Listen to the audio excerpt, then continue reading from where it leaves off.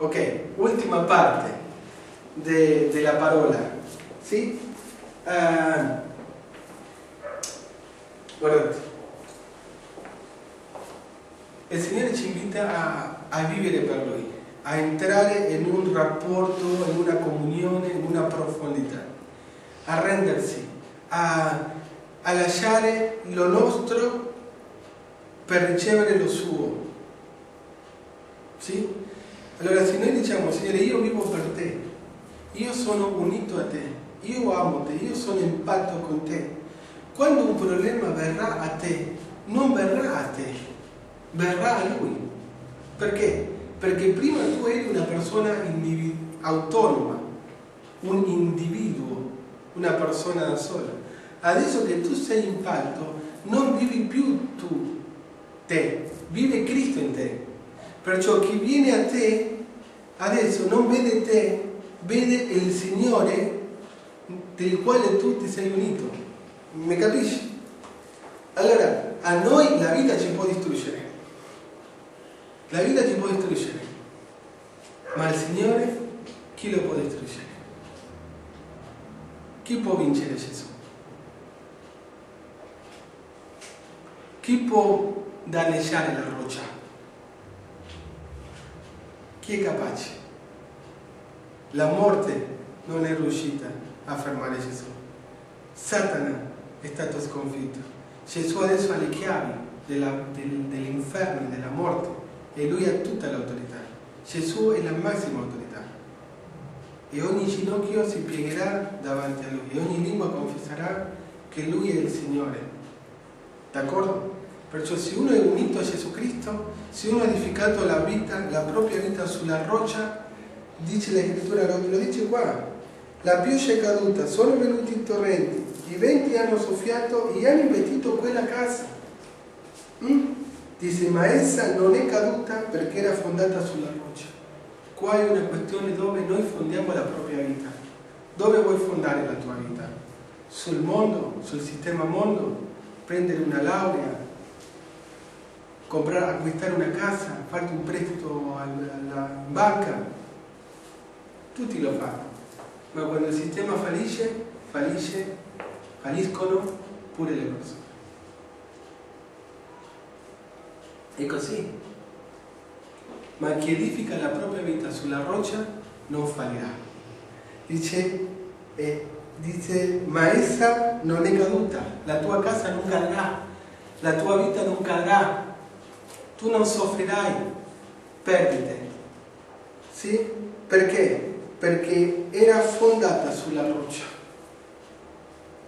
Dobbiamo fondare la nostra vita nel Signore e nella Sua parola. E dire, Signore, aiutami. Guarda che mi trovo in questa situazione. Salvami, Signore, come ha fatto Pietro. Signore, salvami. E subito il Signore ha preso la sua mano e lo ha messo al sicuro sulla barca. Sì? Perché Pietro stava affondando, stava morendo. Invece Gesù è venuto e lo ha salvato. Soltanto quelli che sono in patto con il Signore saranno salvati. D'accordo? Finisco con prima Giovanni capitolo 5 versetto 4. Prima Giovanni 5 4 dice così: poiché tutto quello che è nato da Dio vince il mondo. E questa è la vittoria che ha vinto il mondo.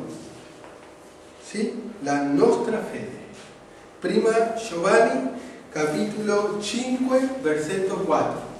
Poiché tutto quello che è nato da Dio vince il mondo. E questa è la vittoria che ha vinto il mondo, la nostra fede. Allora, dice così l'Apostolo Giovanni. Tutto quello che è nato da Dio. E qua di nuovo torniamo all'importanza di essere un solo spirito con il Signore. Qua torniamo di nuovo a nascere di nuovo. Qua torniamo di nuovo al fatto di essere in patto con Lui. Qua parliamo di nuovo dell'importanza di appartenere alla Chiesa di Gesù Cristo. Torniamo di nuovo a parlare dell'importanza di edificare la nostra vita sulla roccia. Guardate, poiché dice tutto quello che è nato da Dio. Non sta dicendo i credenti, non stanno dicendo di quelli che frequentano una comunità, non stanno dicendo di quelli che hanno una Bibbia, sta dicendo quelli che sono nati da Dio. Sono nati da Dio, lo dice l'Apostolo Giovanni. Dice,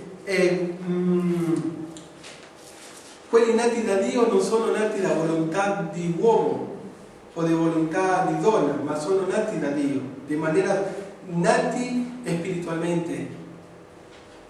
Allora è semplice, basta che tu dici: Signore, io mi arrendo a te, Signore, sono un peccatore, perdona i miei peccati, salva la mia anima, Signore, io ho bisogno di te, voglio che tu sia il mio Signore, il mio Salvatore. In quel momento che la persona si arrende, il Signore cancella tutti i tuoi peccati e ti dà una vita nuova, e lo Spirito Santo ti battezza nel corpo di Cristo e tu diventi parte della Chiesa. D'accordo? Si capisce? Ok, la Scrittura dice: poiché tutto quello che è nato da Dio. Allora, una persona che è in pacto, una persona che è passato dalla morte alla vita, tu dici: Signore, grazie perché sono nato di te. Sì? Che succedono? Che succede con questa persona? Perché tutto quello che è nato da Dio vince il mondo. Altro che Superenalotto, altro che gratta e vince. Questa è una vincita vera, fratelli. Questa è una vera vincita. Questo sì che vale la pena mettere la vita qua, investire la propria vita, perché lo dice la Scrittura. Guardate, poiché tutto quello che è nato da Dio vince il mondo. Il mondo che ti dice? Il mondo ti dice: tu devi avere una casa, tu devi avere una laurea, tu devi avere una macchina, tu devi avere la casa in marina, tu devi avere la casa in campagna, tu devi avere questo qua, tu devi avere l'IPAR, tu devi avere questo qua. E uno si sente: e come faccio per arrivare io? No? E uno si sente che non è niente. Perché? Perché tutti hanno casa, perché tutti hanno macchina, perché tutti hanno tecnologia, e uno che è un cane, no? Ma la Scrittura insegna che chi è nato da Dio vince. Signore, io sono più che vincitore, io sono più ricco di tutte queste persone. Poiché tutto quello che è nato da Dio vince il mondo. Tu sei un vincitore, tu sei una vincitrice. Non lo dico io, lo dice la Scrittura. Sì? E guardate, dice: e questa è la vittoria che ha vinto il mondo, la nostra fede. Perciò se noi abbiamo fede, siamo più che vincitori. Ok? Dio vi benedica, sì? E siamo indistruttibili. Amen.